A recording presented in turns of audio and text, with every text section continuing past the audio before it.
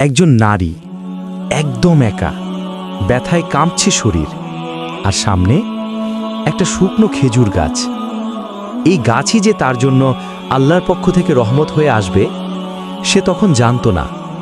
হযরত মারিয়াম আলাইহাসসালাম একজন পবিত্র নারী, কিন্তু আজ তিনি একা, সমাজ থেকে দূরে। প্রসব যন্ত্রণায় তিনি ভেঙে পড়লেন। মনে হলো এই কষ্ট আর সহ্য করা যাবে না। তিনি বললেন, হায়, এর আগেই যদি আমি ভুলে যেতাম।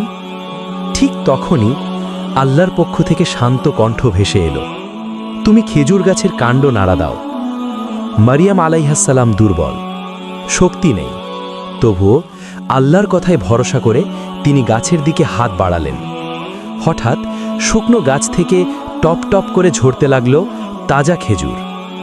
পাশেই বয়ে চলল স্বচ্ছ পানির ধারা। একাকিত্বের মাঝে রিজিক নেমে এলো আকাশ থেকে। যখন মানুষ ছেড়ে যায়, তখন আল্লাহ সবচেয়ে কাছে আসেন। যখন শক্তি থাকে না, তখনও আল্লাহ বলেন, তুমি শুধু চেষ্টা করো, বাকিটা আমি সামলে নেব।